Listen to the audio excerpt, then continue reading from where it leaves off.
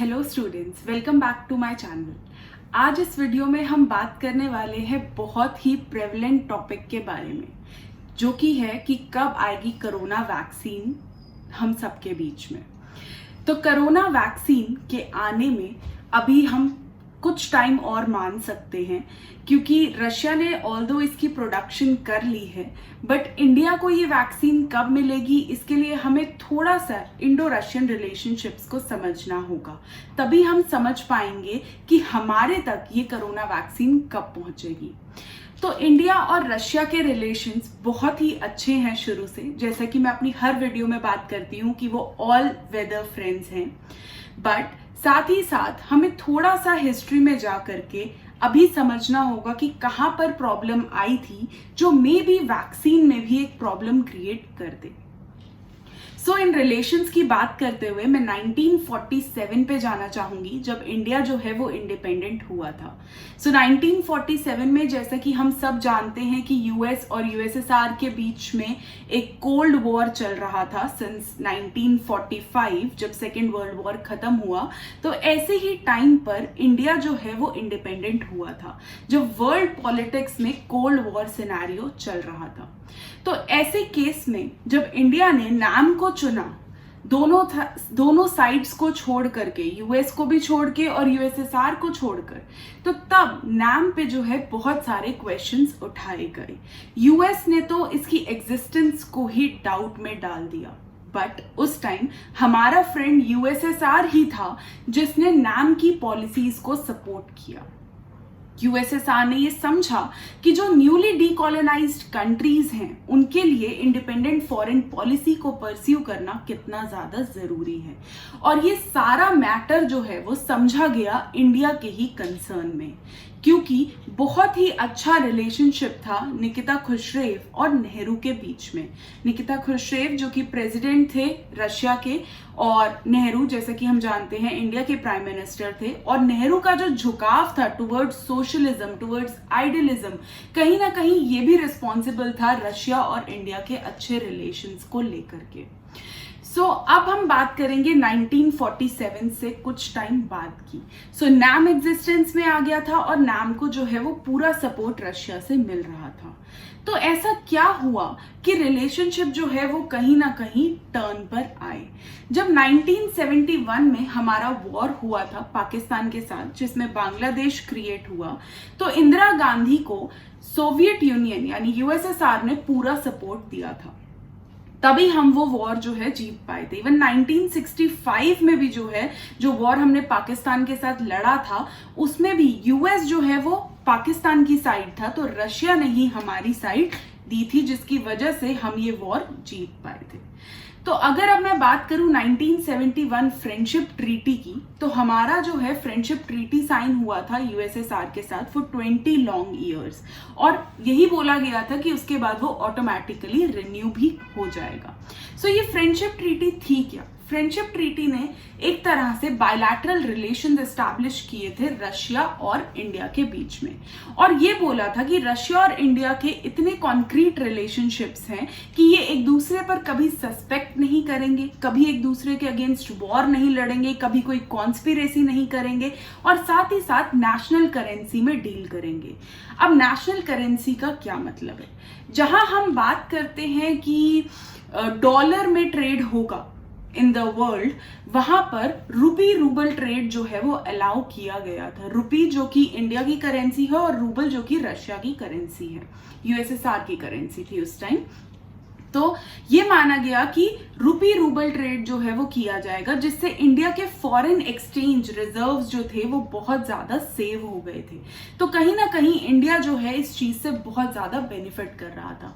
Plus 1948 से जो Kashmir issue हमारे बीच में चल रहा था पाकिस्तान और इंडिया के बीच में, उसमें भी जिस पार्टी, जिस कंट्री ने सपोर्ट किया वो थी रशिया, यूएसएसआर ने हमेशा से हमें कश्मीर इशू पर सपोर्ट किया है। ऑयल रिजर्व्स की बात करूं, एनर्जी रिसोर्सेज की बात करूं, तो वहां पर भी जो है रशिया हमेशा हमारे रेस्क्यू पर रहा है।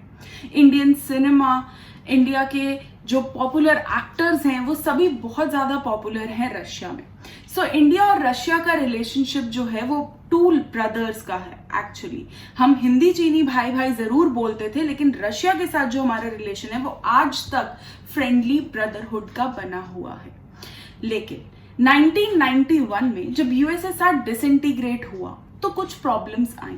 ऑब्वियसली अगर हमारा फ्रेंड ना रहे तो हम फ्रेंडलेस हो जाएंगे। ऐसा ही कुछ इंडिया ने फील किया था 1991 में, क्योंकि 1991 तक इंडिया रशिया की हर पॉलिसीज, यूएसएसआर की हर पॉलिसी को सपोर्ट करता हुआ आ रहा था। चाहे वो अफगानिस्तान का उसका ऑक्यूपेशन हो, वहां पर भी वो न्यूट्रल रहा। उसने अपने फ्रेंड रशिया के अगेंस्ट कभी भी कोई स्टेप नहीं लिया।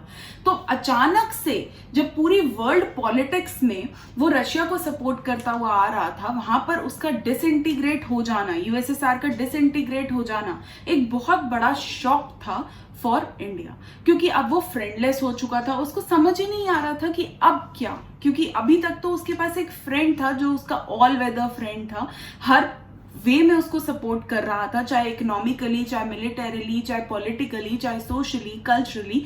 तो अब क्या होगा जब फ्रेंड ही नहीं रहा? तो इंडिया जो है वो बहुत ज्यादा शॉक में चला गया था। और 1991 के बाद यूएसएसआर की जितनी भी पावर्स थी और जो न्यूक्लियर सीट थी वो जो है ट्रांसफर हो गई थी रशिया के पास। सो रशिया जो है वो इंडिया से थोड़ा सा एनवी हो चुका था, क्योंकि रशिया को ऐसा लगा कि यूएसएसआर की डिसइंटीग्रेशन के लिए कहीं ना कहीं इंडिया रिस्पॉन्सिबल है। अगर हम रूपी रूबल ट्रेड देखें या फिर अगर हम वेपन्स की सेल देखें तो हर जगह जो है यूएसएसआर ने इंडिया को बेनिफिट दिया था।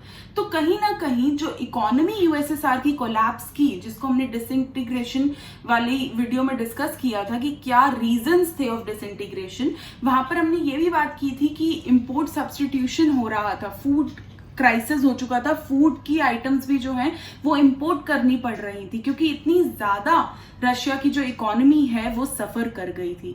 तो रशिया जो है वो ये मानता था कि यूएसएसआर की इकोनॉमी का जो कोलैप्स हुआ है वो हुआ है सिर्फ और सिर्फ इंडिया की वजह से, क्योंकि अगर यूएसएसआर इंडिया को इतने ज्यादा पर्क्स नहीं देता, अगर रूपी रूबल ट्रेड नहीं करता, अगर इतने सस्ते में टेक्नोलॉजी और वेपन्स नहीं प्रोवाइड करता, तो कहीं ना कहीं उसकी जो इकोनॉमी है उसका इतना बुरा हाल नहीं होता।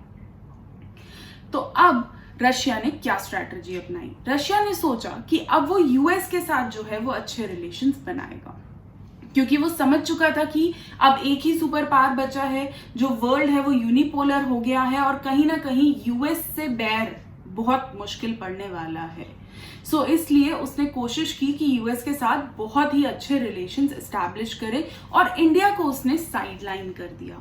ये जो पीरियड था इसको पीरियड ऑफ हियाटस कहा जाता है, जिसमें कि रशिया और इंडिया दोनों एग्जिस्ट तो करते थे बट दोनों ने ही एक दूसरे की तरफ नहीं देखा था।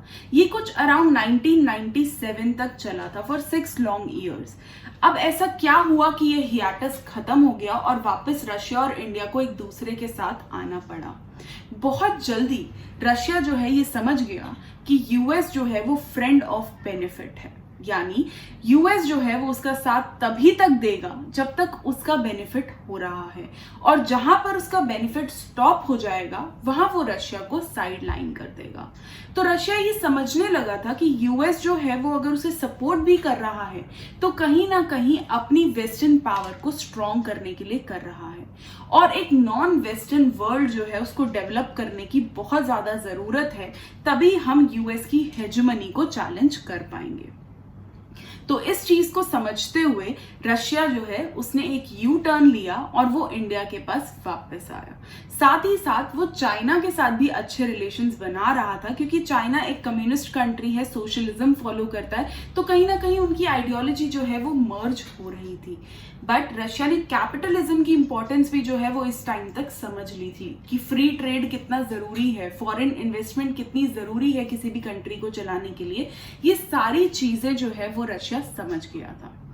अब जब वो इंडिया के पास आया तो इंडिया भी अपने फ्रेंड का बेसब्री से इंतजार कर रहा था, क्योंकि ऑब्वियसली वो भी फ्रेंडलेस था और कहीं ना कहीं उसको भी यूएस को चैलेंज करना ही था, और उसके लिए उसको रशिया की हेल्प की बहुत ज्यादा जरूरत थी। तो रशिया और इंडिया पहले की तरह ही बहुत अच्छे फ्रेंड्स बन गए और अगेन वो एक दूसरे को सपोर्ट करने लगे ओवर वेरियस इश्यूज।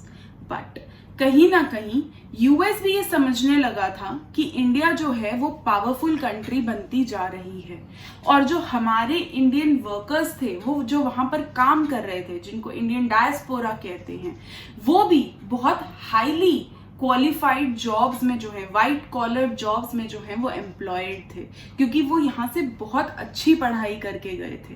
सो कहीं ना कहीं यूएस जो है वो इंडियंस की वैल्यू को समझने लगा था और उसने प्रैक्टिकल कंसिडरेशंस पे काम करना शुरू कर दिया था। जब प्रैक्टिकल कंसिडरेशंस की बात आती है तो वहां पर कोई भी कंट्री अपने नेशनल इंटरेस्ट को सबसे यूपर रखती है, तो यूएस ने भी कुछ ऐसा ही किया, अपने नेशनल इंटरेस्ट पे फोकस किया और बाकी सभी चीजों को सबसाइड कर दिया। तो कहीं ना कहीं यूएस का भी जो झुकाव है वो इंडिया की तरफ होने लगा। प्लस 9/11 जो 2001 में हुआ, उसके बाद यूएस को ये भी समझ आने लगा कि पाकिस्तान जो है वो एक तरह से टेररिस्ट नेशन है और उसको अगर सपोर्ट किया तो अल्टीमेटली जो डाउन टर्न है वही देखने को मिलेगा। तो वहां से पाकिस्तान को जो यूएस सपोर्ट कर रहा था वो भी कहीं ना कहीं खत्म होता चला गया।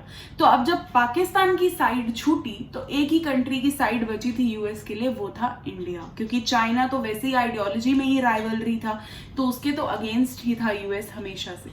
तो एक ही कंट्री बचती थी, वो थी इंडिया। और इंडिया भी जो है वो शुरू से ही, चाहे उसने नाम की भी पॉलिसी फॉलो की, बट वहां पर भी वो बैलेंस ऑफ पावर जो है वो हमेशा से मेंटेन करता आया था बिटवीन यूएस एंड यूएसएसआर। तो यहां भी वो समझ रहा था कि कहीं ना कहीं यूएस का जो हाथ पकड़ के चलना है वो बहुत ज्यादा जरूरी है। तो क्या कोशिश की उसने भी कोशिश की कि यूएस के साथ अच्छे रिलेशंस एस्टैब्लिश किए जाएं। जैसे जैसे लीडरशिप चेंज हुई वैसे वैसे हमारे जो रिलेशंस है यूएस के साथ वो और भी अच्छे होते चले गए। लेकिन इन चीजों ने प्रॉब्लम क्रिएट की हमारे रशिया के रिलेशंस में। अब जब हम यूएस के साथ अच्छे रिलेशंस बना रहे थे तो रशिया को डाउट आया इंडिया पर और उसने पाकिस्तान के साथ जो है अच्छे रिलेशंस एस्टैब्लिश करने शुरू कर दिए, बहुत सारे एग्रीमेंट साइन करने शुरू कर दिए। अब ये प्रॉब्लम अगेन इंडिया को प्रॉब्लमैटिक सिचुएशन में डालने लगी कि हमारा फ्रेंड जो है वो हमारे एनिमी के साथ फ्रेंड हो रहा है और कहीं ना कहीं चाइना के साथ तो फ्रेंडशिप थी बहुत पुरानी। तो ये जो ट्रायंगल था रशिया, पाकिस्तान और चाइना का, ये जो लव ट्रायंगल फॉर्म हो रहा था इंडिया के अगेंस्ट, ये इंडिया को बहुत ज्यादा प्रॉब्लम में डाल रहा था। तो कहीं ना कहीं अब उसको लगा कि यूएस के साथ रिलेशंस जो हैं वो स्ट्रॉन्ग करने की बहुत ज्यादा जरूरत है। बट इसका मतलब ये नहीं है कि हमारे रशिया के साथ रिलेशंस जो हैं वो अच्छे नहीं थे। पुतिन के आने के बाद वैसे ही मोदी जी और पुतिन जो हैं उनके रिलेशंस बहुत ही अच्छे हैं और जब तक पुतिन पावर पे हैं, जो कि एक बहुत ही लंबे टाइम तक रहने ही वाला है, तब तक जो इंडिया और रशिया के रिलेशंस हैं वो बहुत ही अच्छे रहने वाले हैं। अब कोरोना वैक्सीन जो है, जो कि रशिया क्लेम कर रहा है कि उसने बना ली है, जिसका नाम है स्पुतनिक 5, ये हमें कब मिलेगी? क्वेश्चन जब ये आता है तो हमारे अगर रिलेशंस को देखा जाए रशिया के साथ तो वो बहुत ही अच्छे हैं। तो हम one of the few countries ही होने वाले हैं जिनको रशिया जो है ये वैक्सीन सप्लाई करेगा। बट कहीं ना कहीं ये जो वैक्सीन है इसके ऊपर बहुत सारे क्वेश्चंस उठ रहे हैं, जैसे कि WHO ने भी ये क्लेम किया है कि ये जो वैक्सीन है ये जो है इसका 3rd ट्रायल जब हुआ तो इसकी कोई नॉलेज नहीं है उनके पास। प्लस जो 25 कंट्रीज हैं जिसके बारे में WHO ने स्पेसिफाई किया है वो भी जो है उस लिस्ट में भी जो है रशिया का कहीं भी नाम नहीं है।